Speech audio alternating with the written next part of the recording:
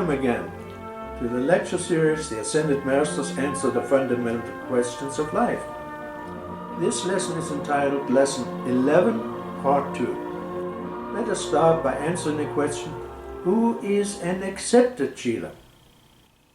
The criteria for becoming an Accepted Cheela is as follows. 1. The Cheela is totally committed to serving the Master, wherever and whenever possible. To be a Cheela is a serious commitment, not to be taken lightly. Half-hearted effort is of no benefit to either the Master or the student. The Cheelas must adopt the entire teaching. He cannot accept and reject portions of the teaching. As one Master suggested, in the privacy of your home, decide once and for all whether you want to work with the ascended host or not. 2. The student must work on his shortcomings so he may be able to be of greater service. 3. The Cheela must have the desire to help God by helping his fellow man. In other words, the Cheela must be willing to serve as he learns. Here the Cheela must examine his motives for helping, and he must be willing to serve now, regardless of the status of his present development, in whatever capacity he can. The question, how can I help now, opens the gates to heaven. The help must be offered without any thoughts of remuneration or hope for personal glorification. He is not discouraged when there is no opportunity to help. He is continuously available for service whenever that opportunity for service presents itself to foster the cause of the great ones. 4. The Cheela must daily protect himself from negative influences, seen or unseen, and he must put into practice what he learns. This includes a certain amount of daily application, which is explained in Lesson 12, and he must perform a certain amount of impersonal service. 5. He has applied for above-average assistance and instruction, and has been found worthy to apply for the difficult disciplines required to become a master of energy and vibration. The association between Guru and Accepted Cheela is a mystic parent-child relationship, more dear than an earthly bond could be. From this point on, every activity of the Cheela reflects upon the Guru, and every desire of the Guru becomes the heart desire of the Cheela, that he might employ his talents and capacities.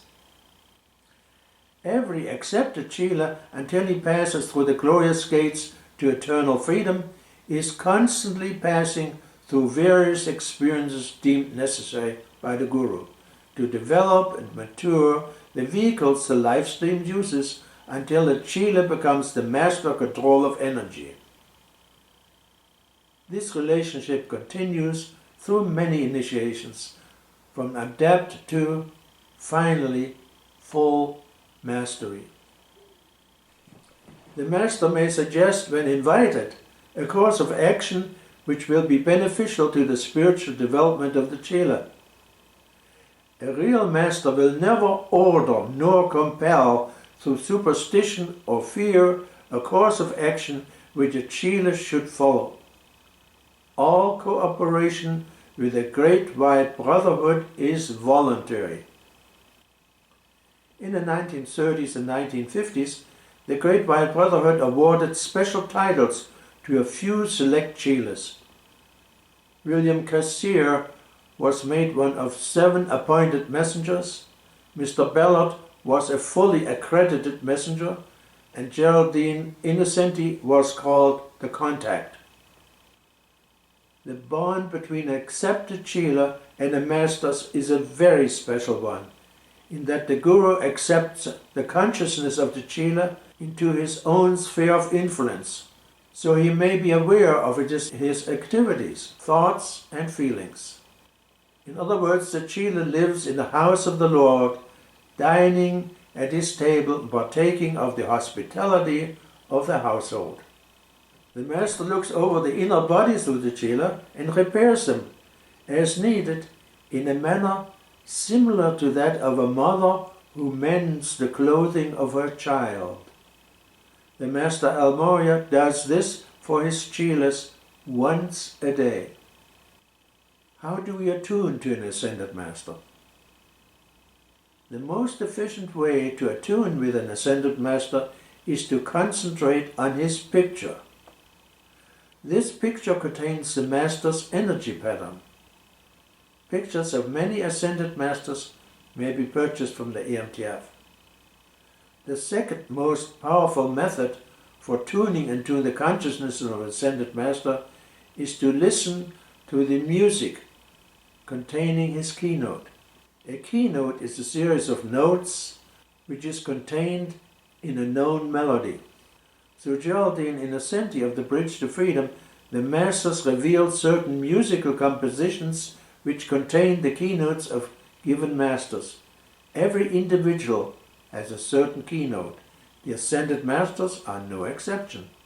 Is it sufficient to use the name of a Master to secure his fully gathered momentum? No. Stating the name of the Master secures only part of his momentum. To secure his fully gathered momentum, we must tune into his consciousness, and then the results are increased 1,000-fold. By thinking of the Master, by using the name of the Master, by looking at his picture, by playing the keynote, by sincere asking for the thoughts and feelings of the Master to flow into one's own world, the Chela begins to experience a true spiritual communion. Then, when the Chela sends forth a decree in the name and the nature of the Master, the Chela has the full power of the Master's momentum to use as well as his own. In this way, the Chela can perform works and manifest expressions of God which by himself he cannot possibly express. For results to be of a permanent and lasting nature, the contemplation of the consciousness of the Master should become the backbone of his application.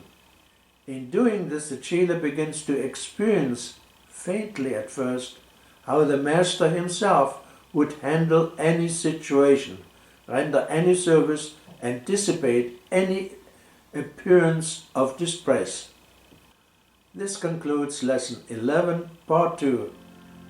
I sincerely hope you enjoyed it, and I hope we can meet soon again for Part 3 of the lesson. God